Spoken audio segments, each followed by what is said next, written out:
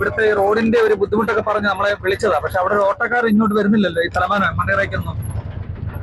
ഇപ്പോഴത്തെ സിറ്റുവേഷൻ അവസ്ഥയാണ്. നമുക്ക് കൂടുതൽ ഒരു 30% പൈസ കൊണ്ട് വർക്ക്ഷോപ്പിൽ പോകുന്ന അവസ്ഥയിലേക്ക് പോകും.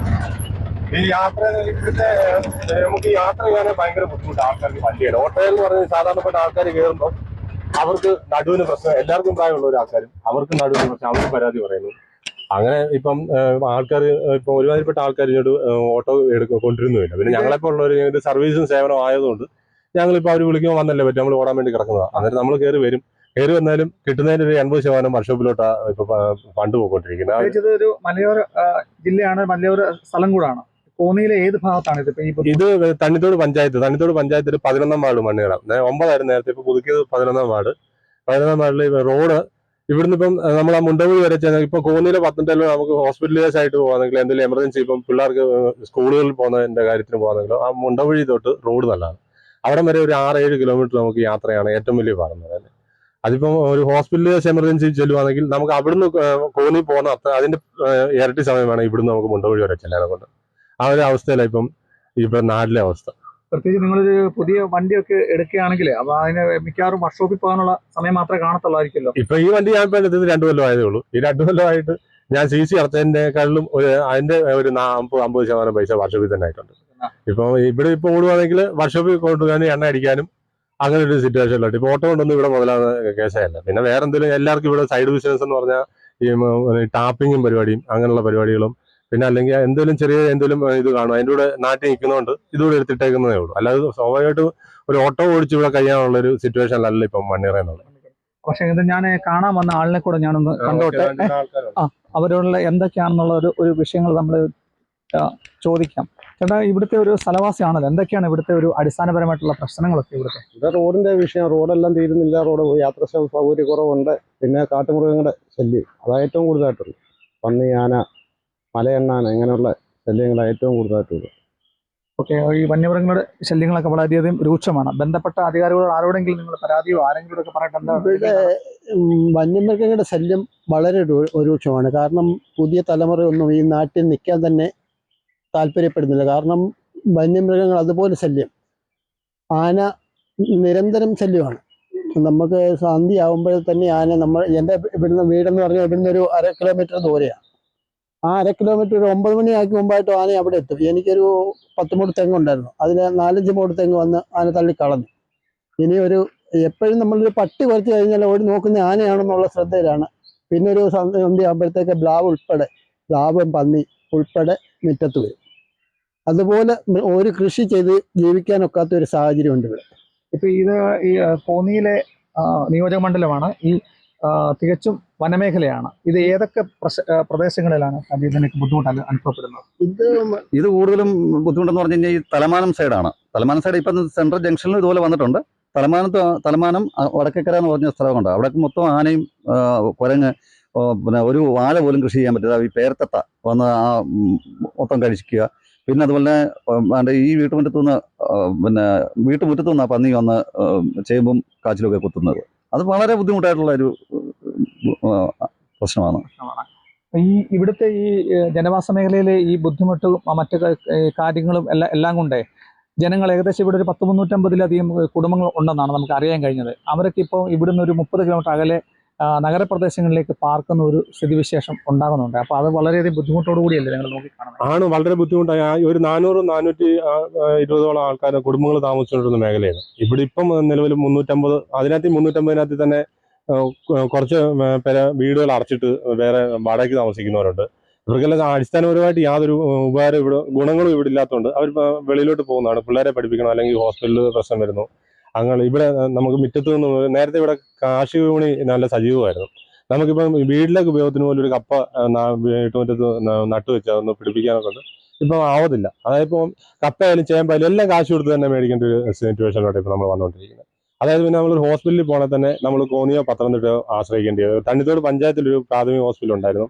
അവിടെ നമുക്ക് ഒരു ഉച്ച കഴിഞ്ഞ് കഴിഞ്ഞാൽ പിന്നെ ഇപ്പോൾ OP ഇല്ല. നേരത്തെ അവിടെ കിടത്തി ചികിത്സ വരെ ഉണ്ടായിരുന്ന ഒരു ഹോസ്പിറ്റലാണ്. അവിടെ ഇപ്പം അത്യാവശ്യം അവിടെ 2 മണി കഴിഞ്ഞാൽ OP ഇല്ലാത്തതുകൊണ്ട് സ്വാഭാവികമായിട്ടും നമ്മളിപ്പം പത്തനംതിട്ടയോ കോന്നി താലൂക്ക് ഹോസ്പിറ്റലിൽ ആശ്രയിക്കണം. കോന്നി മെഡിക്കൽ കോളേജിലോട്ട് പോയി കഴിഞ്ഞാൽ അവിടുന്ന് അവർ മാറ്റി കഴിഞ്ഞാൽ പിന്നെ ഒരു താലൂക്ക് ഹോസ്പിറ്റലോ ജില്ലാ ഹോസ്പിറ്റലോട് മാറ്റത്തില്ല, പിന്നെ നേരെ കോട്ടയത്തോ തിരുവനന്തപുരത്തോട്ട് പോകേണ്ട ഒരു അവസ്ഥയാണ്. ഇപ്പൊ തന്നെ നമ്മൾ ഈ ഓട്ടോയിൽ വന്നപ്പോൾ തന്നെ ഈ ഗതാഗതത്തിന്റെ ബുദ്ധിമുട്ട് കണ്ടു. അപ്പൊ ഇവിടുന്ന് ഒരാളെ ഒരു മണിക്കൂറിനുള്ളിൽ ഒരു അത്യാഹിതം സംഭവിച്ചു കഴിഞ്ഞാൽ കോന്നിയിൽ എത്തുമ്പോൾ തന്നെ മരണം സംഭവിച്ചില്ലേ? തീർച്ചയായിട്ടും എമർജൻസി ഒരു ഇത് വരിക, നമുക്ക് മുണ്ടവഴി ചെല്ലുന്നതിന്റെ പകുതി സമയം മതി മുണ്ടവഴി നമുക്ക് കോന്നിയിൽ 14 ഹോസ്പിറ്റലിലോട്ട് ചെല്ലാനൊക്കെ ഉണ്ട്. പക്ഷെ ഇവിടുന്ന് ഇപ്പോൾ ആ മുണ്ടവഴി വരെ ചെല്ലുക യാത്ര എന്ന് പറഞ്ഞാൽ അതിക്ലേശമാണ്. ഇവിടെ ടൂറിസവുമായിട്ട് ബന്ധപ്പെട്ട് നല്ല വികസനം പറ്റുന്ന ഒരു സ്ഥലമായിരുന്നു. നമുക്ക് താഴെ ഒരു വെള്ളച്ചാട്ടമുണ്ട്, അടവി കൊട്ടവഞ്ചി ഉണ്ട്. ഈ അടവി കൊട്ടവഞ്ചി വന്നെ മണ്ണേറൊക്കെ ഒരു ശാശ്വതമായിട്ട് എന്തെങ്കിലും ഒരു പരിഹാരം ഉണ്ടാവും നമ്മൾ വിചാരിച്ചു.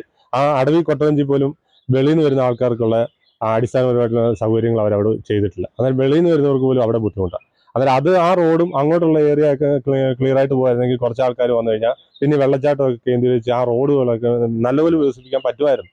അതിന് ദൗർഭാഗ്യവശാൽ ഇവിടുത്തെ ഭരണാധികാരികൾക്ക് പറ്റിയില്ല എന്ന് ഞങ്ങൾ വിഷമമുണ്ട്. അതേ വേറെ എന്തൊക്കെ പ്രശ്നങ്ങളാണ് ഇവിടെ ഉള്ളത്? ഇപ്പൊ ഈ വന്യമൃഗങ്ങളെ അല്ലാതെ തന്നെ ബാക്കി അടിസ്ഥാനപരമായിട്ടുള്ളത് ഇവിടെ നിങ്ങളുടെ നാണ്യവിളകളെല്ലാം നശിച്ചു പോയി, എല്ലാം കൃഷിയിടങ്ങളെല്ലാം പോയി, കവുങ്ങ തെങ്ങ ഇത് മൊത്തം പോയി. റബ്ബർ ഇപ്പൊ ആന വന്ന് റബ്ബർ ഓടിക്കാനല്ലോ, റബ്ബർ ഓടിച്ചാലതില്ലേ വലിയ വെട്ടിക്കൊണ്ടിരിക്കുന്ന റബ്ബറൊക്കെ വന്നോടിക്കുന്നത്, വെട്ടിക്കൊണ്ടിരിക്കുന്നത് വെട്ടാത്തത് തീർത്ത് റബ്ബർ ഓടിക്കുകയാണ് അവിടെ.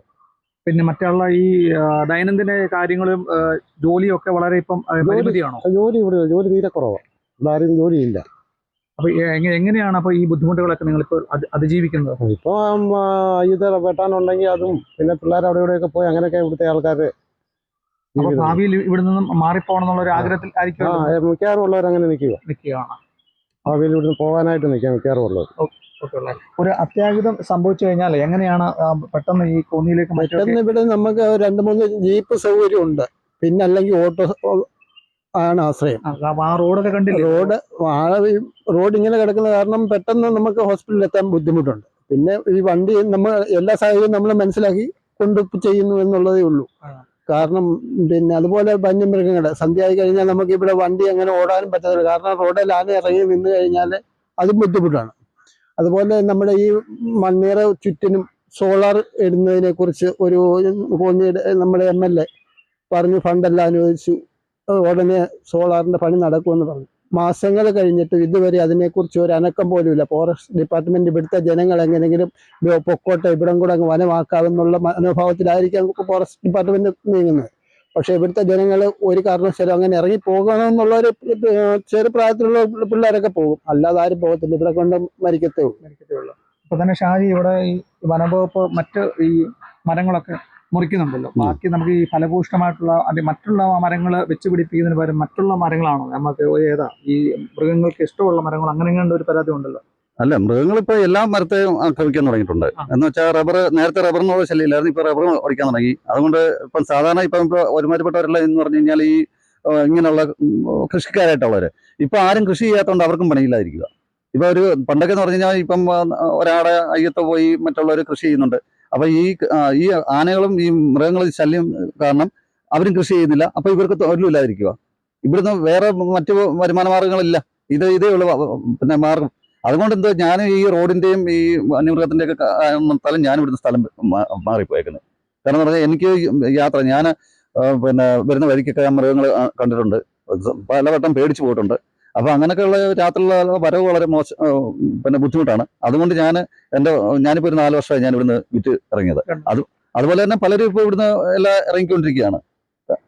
പിന്നീട് ഇവിടെ കുടിവെള്ളത്തിന്റെ ഭയങ്കര ബുദ്ധിമുട്ടാണുള്ളത്. കുടിവെള്ളത്തിനാണെങ്കിൽ ഇവിടെ ഇപ്പം ഒരു കുറച്ചുകൂടെ മഴയൊന്ന് മാറിക്കഴിഞ്ഞാൽ ആൾക്കാർ കാശ് കൊടുത്ത് വെള്ളം മേടിച്ചുകൊണ്ടിരിക്കുന്ന സിറ്റുവേഷൻ. അങ്ങനെ ഒരു വർഷം 50,000 രൂപ 60,000 രൂപയ്ക്ക് വെള്ളം മേടിക്കുന്ന ആൾക്കാർ വരെ കുടുംബങ്ങൾ ഇവിടെ ഉണ്ട്. അതായത് അവർക്കൊരു മാസം ബഡ്ജറ്റ് നോക്കുകയാണെങ്കിൽ 5,000 രൂപ വെള്ളത്തിന് വേണ്ടി മാത്രം മാറ്റി വെക്കേണ്ട ഒരു സിറ്റുവേഷൻ. ഇങ്ങനെ എല്ലാ മേഖലകളിലും പുറകോട്ടായതുകൊണ്ട് ആൾക്കാർക്ക് ഇപ്പം വെളിയിലോട്ട് പോയാലും ജീവിക്കാനുള്ള സാഹചര്യമില്ല, ഇവിടെയില്ല. ആ ഒരു രീതിയിൽ ഇങ്ങനെ അഡ്ജസ്റ്റ് ചെയ്ത ആൾക്കാർ ഇതുമായിട്ട് പൊരുത്തപ്പെട്ട് കുറച്ച് പേര് പോകുന്നു.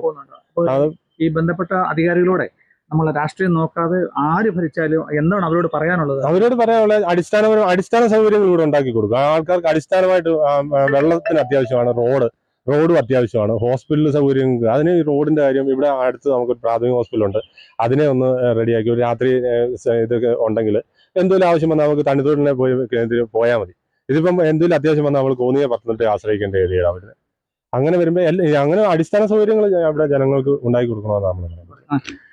കുട്ടനാട് 6 മാസക്കാലം കുട്ടനാട് വെള്ളത്തിലാണ്. അത് കഴിഞ്ഞു കഴിഞ്ഞാൽ പിന്നെ അവിടെ ഉണക്കായി. അപ്പം അവിടെ ഈ വെള്ളപ്പൊക്കത്തിൽ നിന്നും ജനങ്ങളിപ്പോൾ കരപ്രദേശങ്ങളിലേക്ക് മാറുന്ന ഒരു വാർത്ത നമുക്ക് മാധ്യമങ്ങളിലും പത്രങ്ങളിലെല്ലാം കാണാൻ കഴിയും. പക്ഷെങ്കിൽ ഈ കുടിയേറ്റ കർഷകരായി അല്ലെങ്കിൽ അടിസ്ഥാന വർഗമായി മലയോര മേഖലയിൽ എത്തിയവർ അടിസ്ഥാന സൗകര്യങ്ങൾ ഇല്ലാതെ വീണ്ടും അവർ നഗരങ്ങളിലേക്ക് പാർക്കുന്ന ഒരു സ്ഥിതി ഉണ്ടാക്കുകയാണ്. ബന്ധപ്പെട്ട അധികാരികൾ കണ്ണു തുറക്കണമെന്നാണ് മണ്ണിറയിലുള്ള ഈ ഒരു കൂട്ടം നാട്ടുകാരുടെ ആവശ്യം. ക്യാമറാമാൻ പ്രദീപ് അങ്ങാടിക്കലിനൊപ്പം Prasad MJ, Kerala vision news, Pathanamthitta.